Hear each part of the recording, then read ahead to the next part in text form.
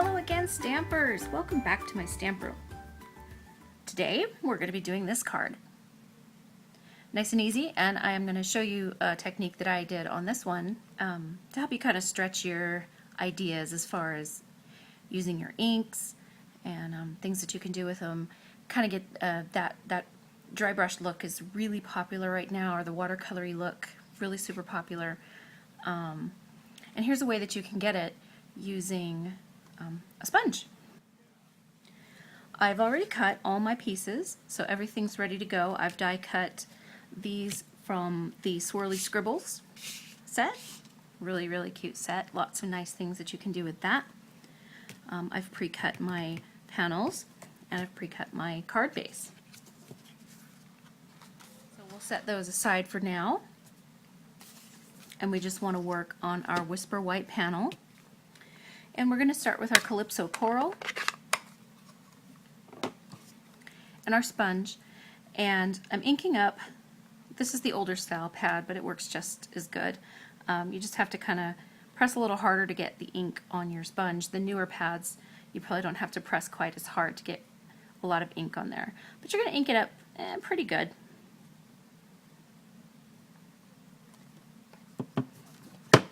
And I have a trusty bottle that I keep water in for lots of different things, but I'm gonna spray my sponge about 2 spritzes of water, and I'm gonna do that off camera.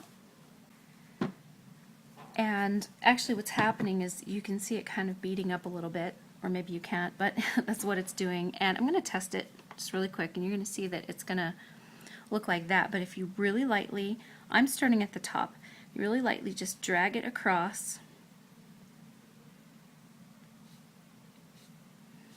This is where my sentiment is going to be.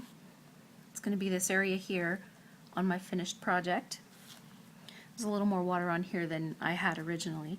And then with what's left, I'm starting at the bottom and just dragging it across. Now it doesn't fully cover right here, and that's okay, because I just want to drag it across and not stop and fuss with it too much. But you're just going to kind of work it until there's not really much left on the sponge to give, and you're going to come up with this kind of brushed, striated look. Going to give that a few minutes to dry. It might start to curl up on you as it dries. If it does, you can, as it's going along, you can just kind of manipulate it a little bit to try and keep it straight. And I mean, right there's a lot of things that you can do with that that would be really fun to do. I can already think of tons of ideas. But for now, I'm going to stamp. I'm just going to go ahead and keep going while that's drying. I'm using the sentiments from the Grateful Bunch set that says, "You are totally awesome because you are."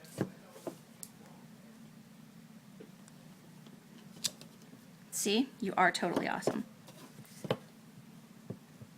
And guess what? Because you're totally awesome, I am totally grateful. See? Okay, and I've done that in my Memento black ink. And from there, again, you're going to let it dry. It is starting to curl up a little bit. I'm working the paper. Make sure you don't have any ink on your fingers when you do this, because you'll mess it up. This would look so pretty with yellow too. I have so many ideas. I'm going to try so many things now. Just a simple technique like this, and you're off to the races. Okay, I am trimming the corners, rounding them with my Project Life corner rounder that's Stampin' Up! Sells. Okay, it's going to look like that. Alright, now I'm going to take my squiggle lines from my Swirly Scribbles die set, and I'm just going to kind of decide where I want to put it. Alright, and glue, put glue on the back side. A trick that I do about where I want to put the glue before I actually trim it is once I've kind of figured out about where I want it, like this, then I kind of turn it over.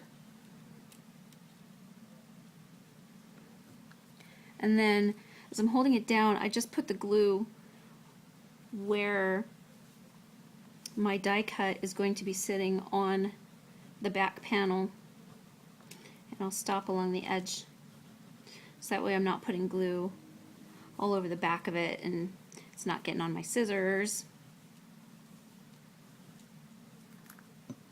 Okay.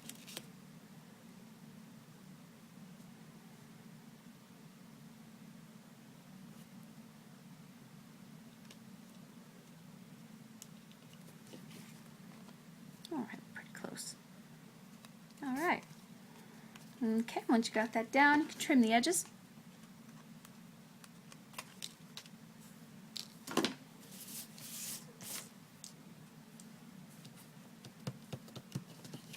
For this one, I'm using white for my leaves, and to kind of make them stand out a little more and give them a more finished look, I'm using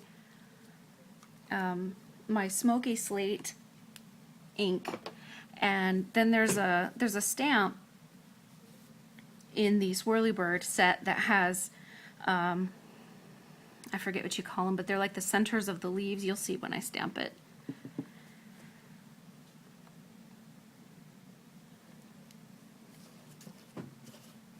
Okay, you can probably see that.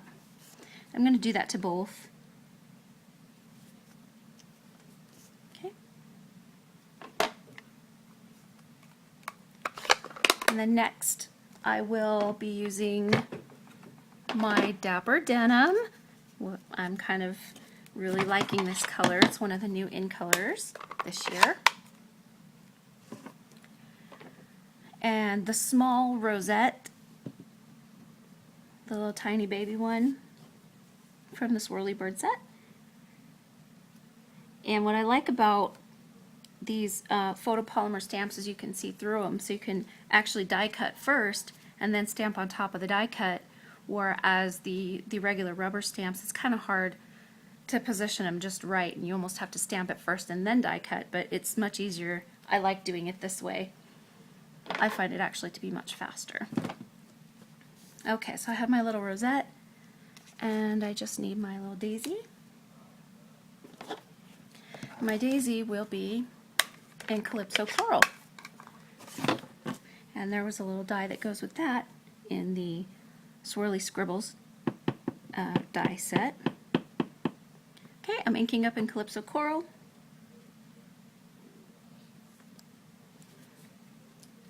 Stamping my little flower, all done. Now comes the best part of it, putting it all together.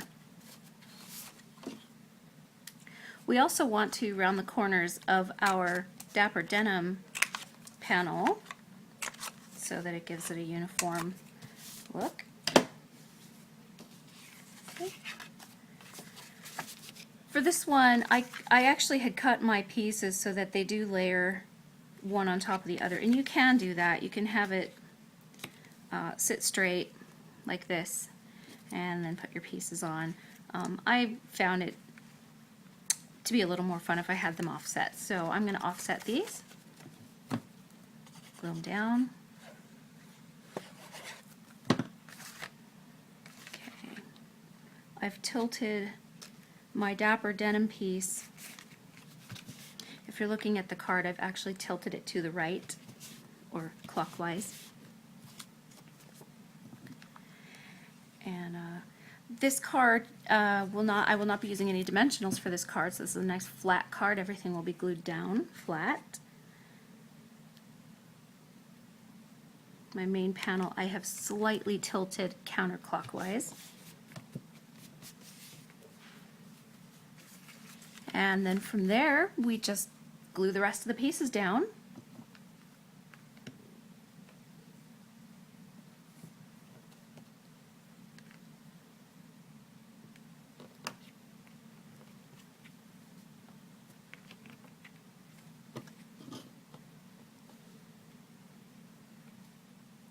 And last but not least, I'm putting on my white perfect accents. These things are so much fun. They just look like little water droplets to me, but they add so much to the card.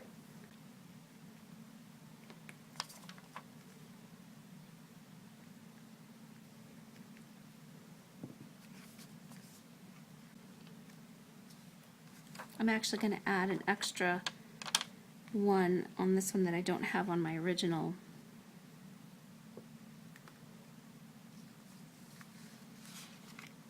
Just kind of fill it out.